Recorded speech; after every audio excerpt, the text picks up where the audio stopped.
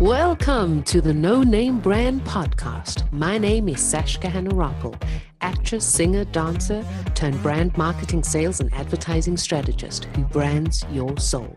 And each week I bring you an inspiring person or message to help you discover your undergod, turn up your leadership notches, challenge the status quo, because you're fast and furious with a powerful message to share with the world. Thank you for taking time out with me today, and without further ado, let's get our creative and wisdom juices flowing. It's that moment when the rug gets pulled out from under you. You fall to the ground, crash, boom, bang. You're hurt and bruised, not only physically, but emotionally. Often our upbringing doesn't teach us coping mechanisms to deal with the big events that rob us of our security. That makes us question our existence and where we feel totally lost and helpless. When you're in this deep black hole, who are you going to call? Nope, not the Ghostbusters, folks. Our next guest works with women who are stuck, lost, and questioning. What's next? Is this it? Her vision is to ensure that you have peace and quiet and find love and acceptance amongst all this noise. Please help me in welcoming, ladies and gentlemen, the gorgeous, the lovely, FIONA CLARK. Hello, FIONA. Hi, Sashka. Lovely to be here with you. So lovely to have you. Thank you. Where are you in the world today? I am actually sitting in Surrey in the UK. Oh. Very hot. As we like to talk about the weather in the UK. Yes. We're certainly talking about it at the moment because it's like the hottest day, I think. It's about 32 degrees, which is why we're all melting. Oh, you should be used to it, though. You don't live in... Should. Having lived in Asia for 10 and a half years, I keep asking myself, how the heck did I do it? Because this is actually not hot compared to 36 plus degrees, which it was over there. But you sort of get out of it, I think. And I've definitely got out of the feeling of being hot and sweaty constantly. Well, it's also, I don't know how it is in Asia, but in South Africa where I grew up, everything's air conditioned. So even though it's really hot, yes, everything's air conditioned, whereas England's not made for hot weather. It is not made for hot weather. And even my dogs are melting, and we're all melting really, but there we go, because we know it won't last. So that's one guarantee. That's so in cool. In the UK, yeah. So FIONA, give our listeners a quick rundown of 2 significant down and out moments in your life that were essentially triggers to go down the path you've chosen as an empowerment coach. Wow. Well, I will try and make this as quickly as I can in a way, because, okay, well, the biggest, most significant moment that has brought me to where I am now really was living in Asia when my husband then decided to leave me after living in the Philippines actually for 4 months. We had just been actually for our 15th wedding anniversary, lovely champagne dinner, the cards, the usual stuff. And then 3 days later, words, "You don't do it for me anymore," was the end of 22 years. And that was the only explanation I really ever had.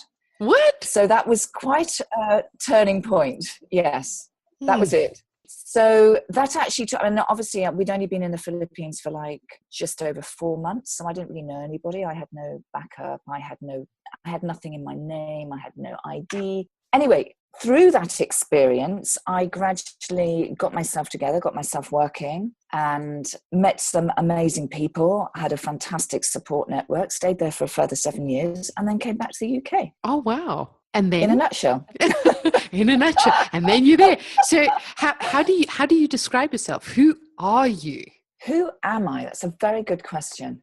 Well, I think actually, apart from being a midlife empowerment coach, which is what my niche really is now, because I sort of understand this time of life, would say that now I'm a very calm, very easygoing person, actually. And I don't have any regrets of anything that's actually happened, because I wouldn't have said this years ago, and I probably would have slapped somebody if they'd said that to me. But you have to look at the gift that you receive out of any challenge. And the gift that I had out of this experience, shall we say, has brought me to who I am today. And that is being much more confident, being more tuned into myself and to who I am, and being really connected to who I am. Whereas I think before, when you're with somebody for so long, you grow together, everything is sort of very much united. I left the UK because that's what my ex wanted to do, really. And I was like, yeah, if that makes you happy, if that's what you want, yeah, sure, I'll go with you, of course. And then when you're thrown in the middle of the ocean, sort of like, and you're doggy paddling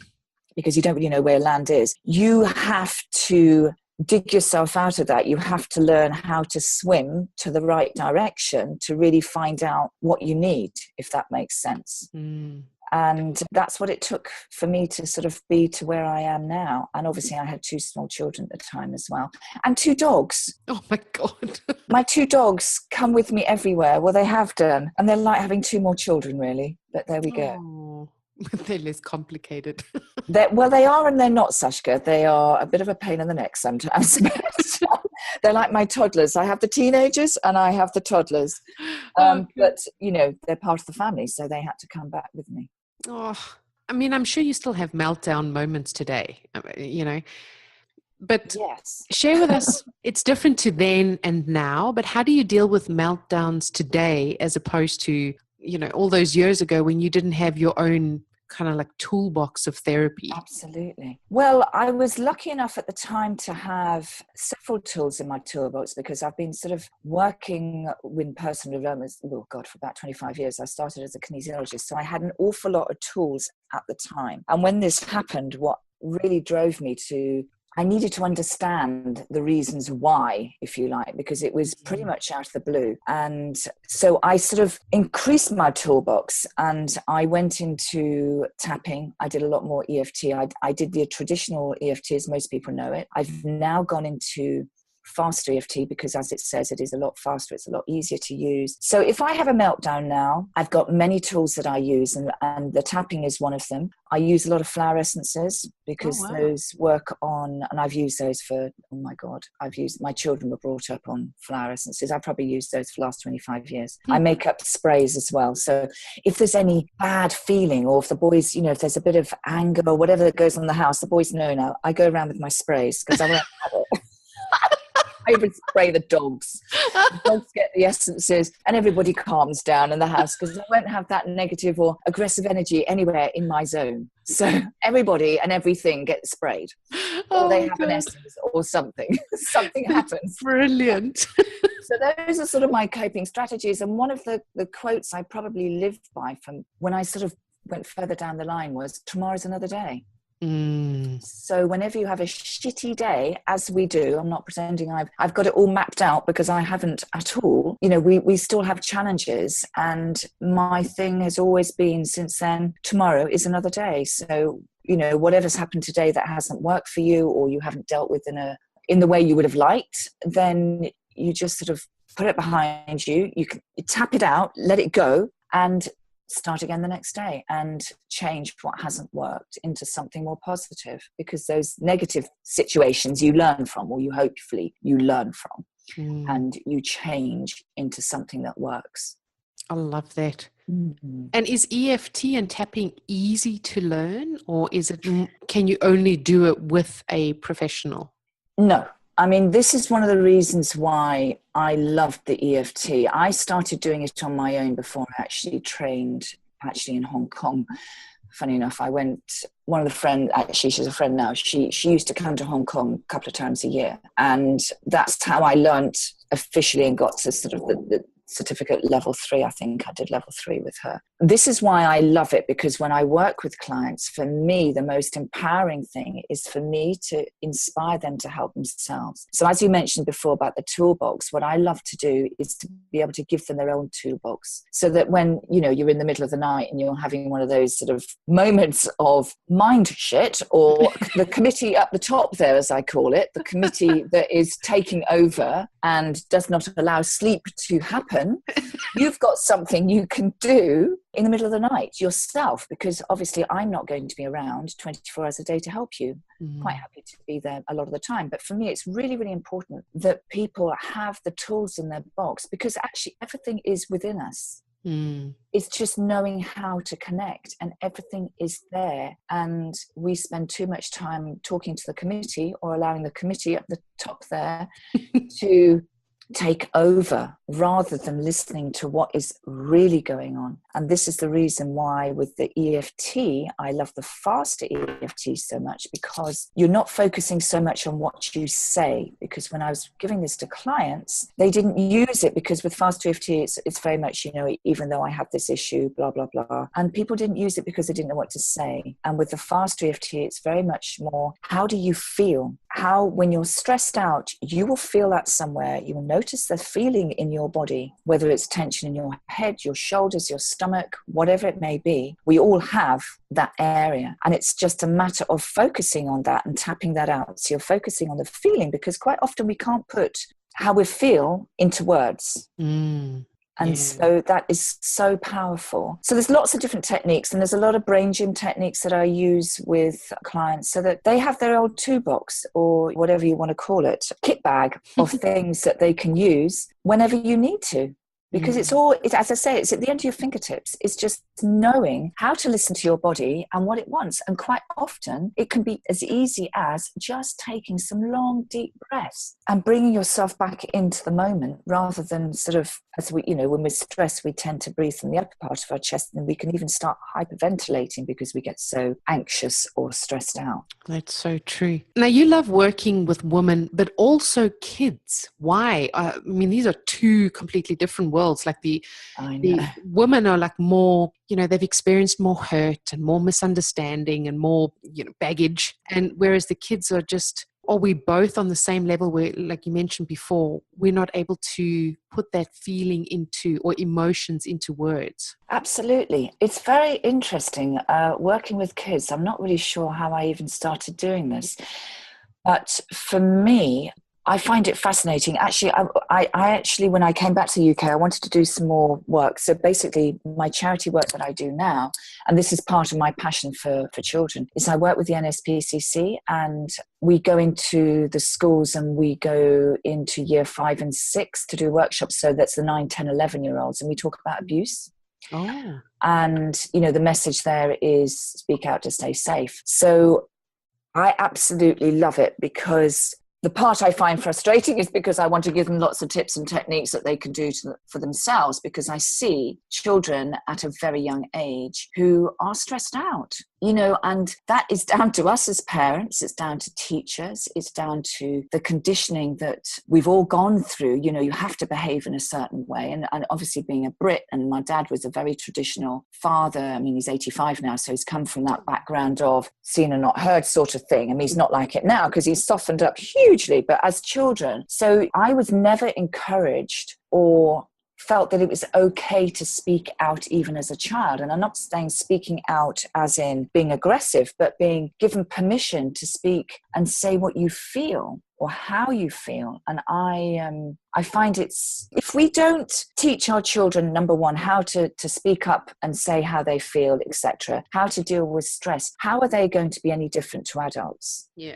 We've got to start off with the children so that they have their own coping strategies and their techniques. And what I love about working with children is that actually they don't have the emotional baggage as we do as adults, because we've collected a million files and we shove them all into our filing cabinet, whereas the children don't have that. So they respond incredibly quickly. So what I love to do is to share with them the tapping, and also different, like the Cook's hookups. I know you know about that from Brain Gym, and a lot of these other exercises that they can do even in the middle of the classes, and to make them also, or to help them to understand that actually what goes on in the classroom, or sometimes even with their parents, it's not their fault. It's not their responsibility to take on the teacher's bad moments and bad days and grumbles and moans and everything. And this is, I was sort of sharing with some kids I was doing a workshop with very recently, and it was almost like this light bulb moment went on for them, where they were saying, one of them was talking about their maths teacher, and that they were doing their SATs, and they were all aggressive and they're all stressed out. And I said, this is not your stress.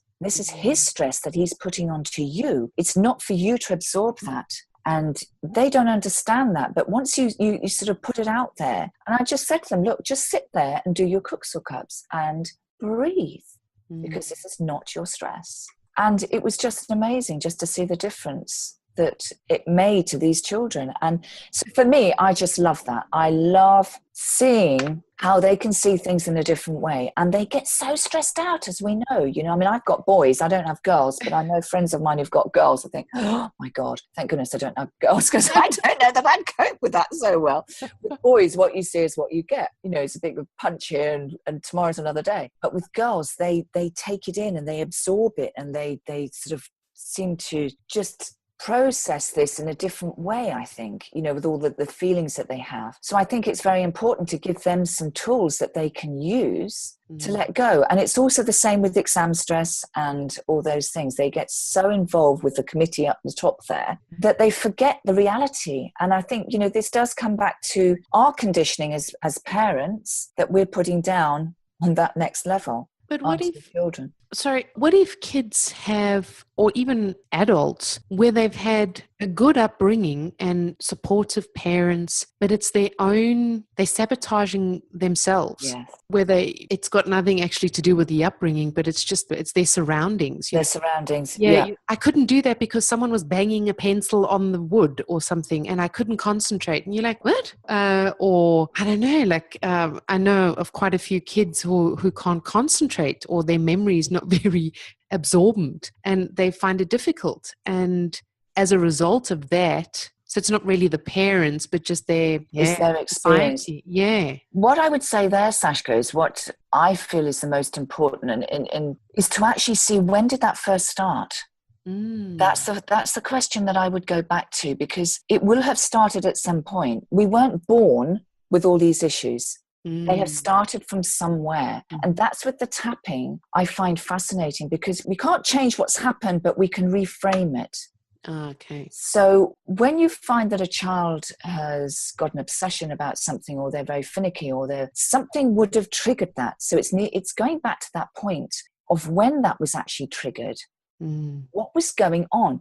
You don't even need to go back into the whole drama and the story of it, but they will have that feeling within them. And this is where this is really important, because I think, you know, sometimes we can go back into getting too obsessed about all those details that happened. Yeah. But if you go back into how they feel, they will remember that more. And when you change that feeling into a good feeling and reframe it, that can change also how they're feeling now. Yeah.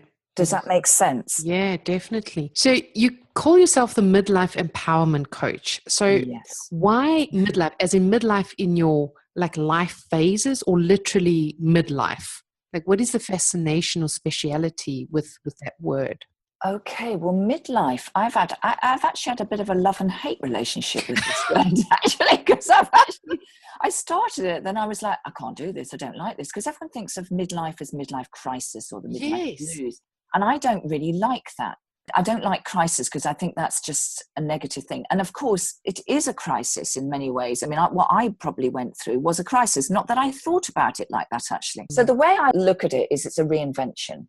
Yeah. It's a period of time, and I think sometimes this can be sometime in your 30s. It's traditionally, you know, we think of it as probably 40s on. But I think of it as a time when you've reached a point in your life where you feel that what the frickin' heck's going on? You know, I've lost who I am. You know, if you've been in a relationship, if you've had children and you've been involved with bringing them up, as so many of us do, and you're doing everything else. And this is not something that happens overnight. It happens gradually. It's a very, very slow process. And then you suddenly wake up and you think, holy shit, what the heck has happened? And I think this is where the midlife thing, I think this is where a lot of, you know, you hear about the fast cars and it's like, oh God, midlife, the husband's gone off with the younger woman because of whatever. They want to be something else other than what they are. Or they've bought a fast car or a motorbike, or they're doing some crazy wacky things, you know, because they're testing themselves. So there's lots of different things that come up for this thing. But for me, I like to think of it as a reinvention. So it's that time in your life when you're thinking, okay, maybe the kids have gone, and I've seen this with a lot of women, and they don't know what the heck to do, because they don't know who they are, because they've concentrated their life on their children, their husband. They've been so busy, they've distracted themselves from who they are deep down. They've put these layers around that inner part of themselves, that wisdom has just been sort of dumbed down, if you like. It's sort of become a little, it's not even a flame, it's like an ember inside that truth of who they are within themselves. So I think of midlife as a time when it's time to reinvent yourself, because everybody has a dream, I'm sure, of what it is, whether it is just a dream of what they would like to do or what they would think that they have done that was used to sort of set themselves on fire, and make them excited. And this is the time to actually put that into action. Well, definitely. I like that word of the reinvention because, even whilst working with kids, that midlife in all their different life phases, they're going through the same thing, irrespective if you're a woman or man or a child. Absolutely. It definitely changes in the split where you're reinventing yourself. I love that. Absolutely love that. And also with going back to children, Sashka, it's also, it's very much when the children get to 12, 13, when they're getting into that age, that is a massive life-changing period for them. Just as when we go into, we're coming out of midlife, or it's another, I think they say it's 7-year stages, isn't it? But when children go through that early teens, you see them, and I see them in the school, when I go in there, 9, 10, 11, the difference between the 9, 10s and the 10, 11-year-olds is massive. Yeah. They're just finding themselves. They don't want to be told what to do. And that's when you get so much of this rebellion. And actually, that's when they think they just switch off, because they're not allowed to be who they are, and as parents, and I know I've done this, and I think we all do it, we try to control them. Yeah. Instead of allowing them to have some sort of say. I did a course actually called Parent Effectiveness Training in Hong Kong when I lived there before Manila. And it was fantastic because it's like, instead of telling children what to do, you must do this, this, and this. It's like, well, how can, if you put the power back to them, you give them the power to empower themselves. It's like, well, okay, this isn't working. What will you do? What would you say? And I used to do this to my kids a couple of times, and it used to make me die laughing. And I say, okay, there needs to be some repercussion because of whatever. What do you think that I should say to you would be the repercussion of doing whatever it is? Not a punishment, but it's a repercussion. And they used to give me these things that were far worse than I would ever even imagined.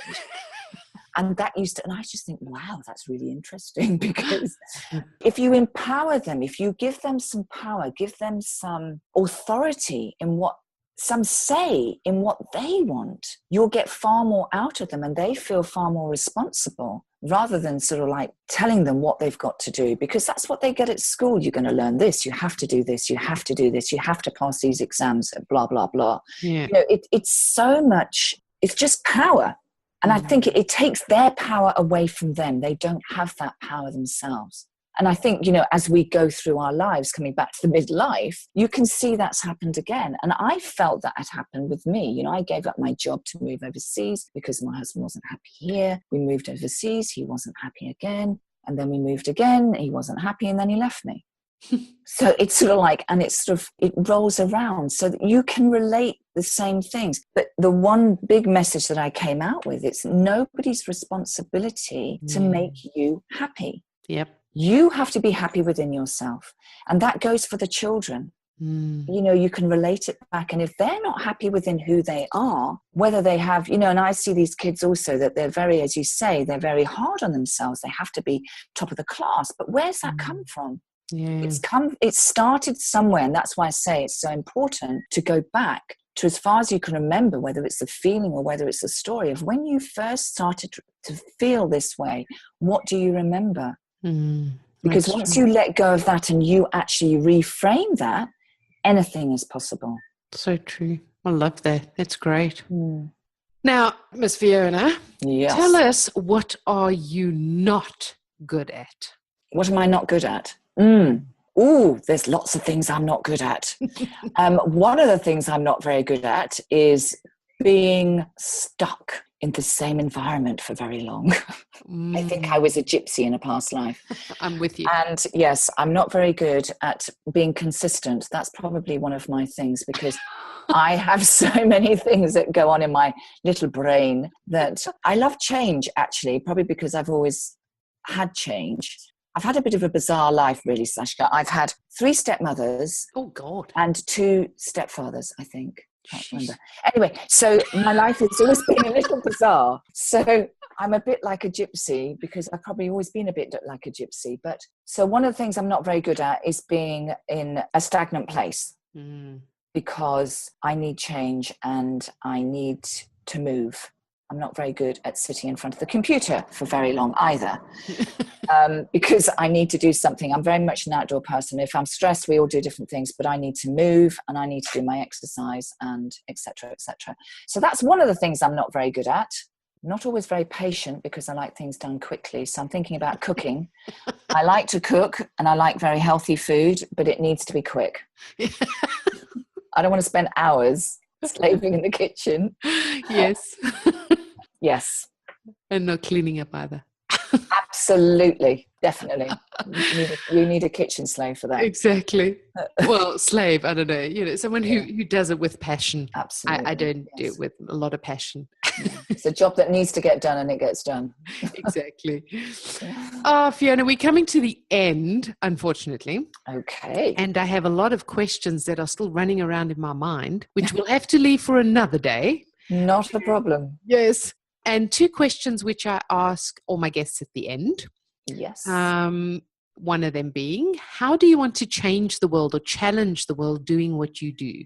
Oh, wow. What I would love, number one, I look into people's eyes. And it doesn't matter if I'm walking into Sainsbury's doing my weekly shop or walking anywhere. I want to see that sparkle in people's eyes, because when you see that, you know inside there's a different sense of peace and calm and knowingness. And when I look, and having lived in the Philippines, and I know you would know that from living in South Africa, and I've traveled around the world as well, and you look at these children who are on the streets. Now, some of them are very joyful. Some of them you can see are really in the moment. And some of them, you can see the unhappiness and dead. Awful, awful, awful. And that's the same as us for adults. So if you could bring that sparkle to everyone's eyes, I mean, what difference would that make to our world? We would have so much more love. We would have so much more compassion and empathy for everybody around us, instead of thinking about just yourself or your indoctrination or whatever it is. So for me, that would be the one thing I would love to be able to see. And if you could do one thing, even if it's just a matter of smiling at somebody as you're walking down the road, just to make their life feel a little bit better, or to make them feel a little bit better for a few minutes, then that's the biggest gift that you can give to somebody. That is so true. I remember watching I think it was a TEDx. For the life of me, I can't remember it now. Oh, it was in, someone posted, it was in South Africa, strangely enough. And this guy was just saying exactly what you said. He was standing somewhere and some lady came up to him and gave him a compliment. And within those 5 minutes, made him feel on top of the world for the rest of the day and the rest of the week. Yeah. He was like, it was the most, never seen this woman, stranger, walked away. And he was like, oh my God, I feel like I'm on top of the world. That is so true. It's amazing, just by making someone else feel better about their life. Yeah, absolutely. And I think if you can do something for somebody every day, it doesn't matter what it is. And if it's just as much as a smile to make someone, because people, we know all around the world, and having lived in a country that's just, the Philippines have never seen as much wealth anywhere or as much poverty in one place. If you can just make someone else feel better for however long, what better gift is that? That's so true. Yeah. That's fulfilling. I'd like you to fill in the blanks for 3 of my core values and your take on it. Creativity for you is? Being different. Cool. Wisdom for you is? Wisdom for me is being totally tuned in to my inner self and my inner knowing. I like that. Passion for you is? Empowering others. To empower themselves, actually. Empowering others to empower themselves and to inspire themselves.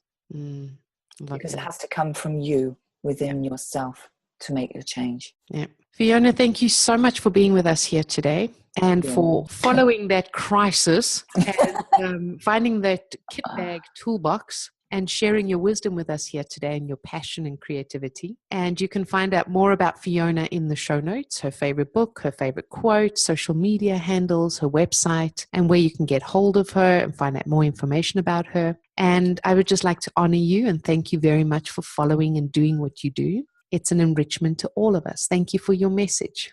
Thank you. And it's been super to talk to you, Sashka. Thank you very much. Thank you, everyone. Thank you to the listeners. Bye-bye. Bye.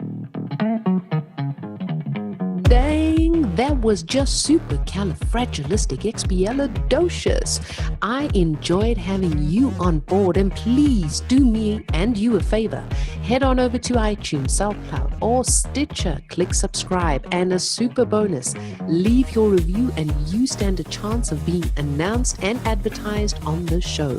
I'm always striving to ensure that your brand is uplifted and empowered. Remember, done is better than perfect. So be sure to subscribe, leave a review, and send in your feedback too. You're the absolute best. Keep rocking.